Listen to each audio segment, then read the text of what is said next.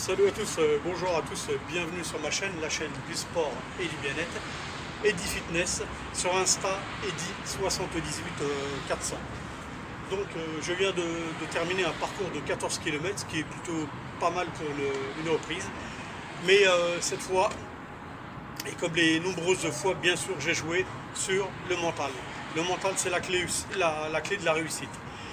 Donc j'aimerais revenir sur deux exercices fondamentaux, deux exercices qui sont importants pour courir proprement, correctement et surtout être le plus à l'aise possible, et surtout pour éviter et anticiper bien sûr les blessures. C'est le pas entier à la base verticale de la colonne. Je m'explique. Pour courir, il y a des gens qui courent, et même des marathoniens, il y a eu des études qui ont été faites là-dessus, il y a des marathoniens qui font cette erreur-là, malgré qu'ils sont professionnels. C'est, quand vous courez, ne pas courir surtout sur la pointe des pieds, beaucoup le font, et il y a des gens qui courent aussi sur le talon, ça c'est pire.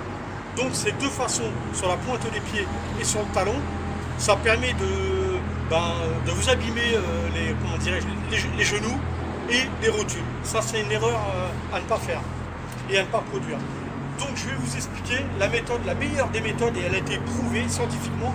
Il y a eu des études qui ont été faites là-dessus. C'est le pas entier. Quand je vous dis le pas entier, c'est ne pas courir sur la pointe du pied ni sur le talon. Le pas entier. Quand je cours, il faut que le pas soit entier. À chaque pas, vous tapez, chaque pas est entier sur le sol.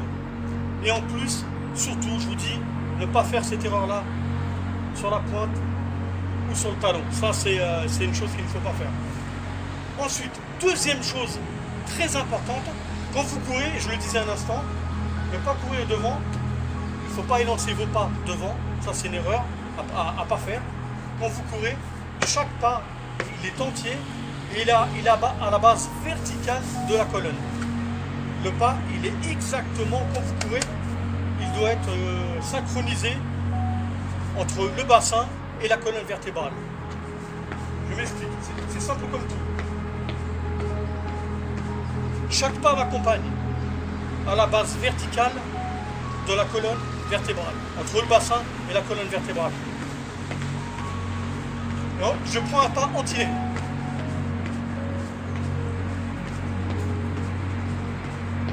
Vous avez vu, je ne cours pas devant. Il y a des gens qui courent comme ça, qui lancent leur pas devant. Ça, c'est une erreur à ne pas faire.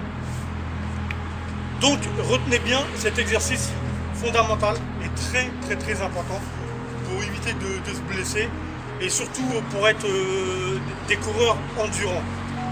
Vous aurez de l'endurance par la suite si vous suivez bien mes conseils.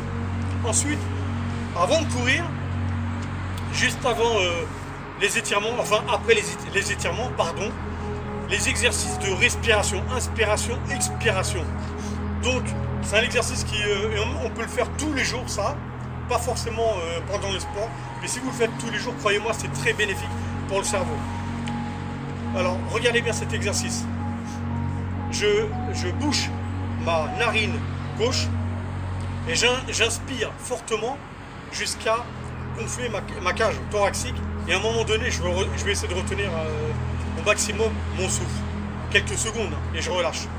Ça, je vais le faire plusieurs fois sur le côté gauche et passer ensuite sur la narine droite. Et cet exercice, je vous le disais un instant, vous pouvez le faire même en dehors du sport. Regardez bien.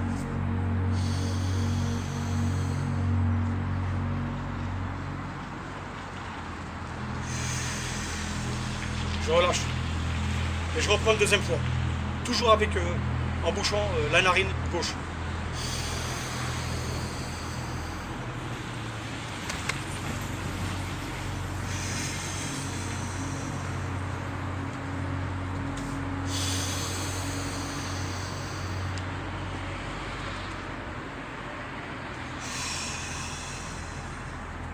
Je passe au côté droit.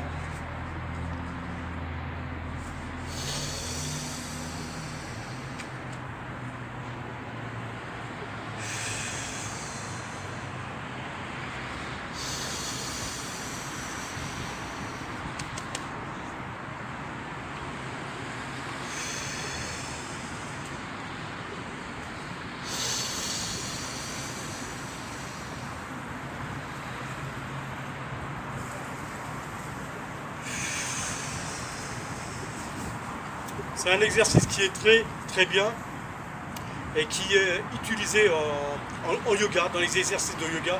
C'est un bienfait émotionnel, psychologique.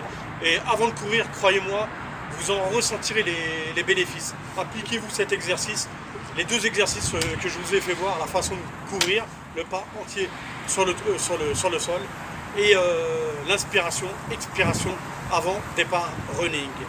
Ceci dit, je vous laisse sur cette brève et courte vidéo. Je vous dis à bientôt, maintenez-vous et cliquez sur les notifications. Ciao!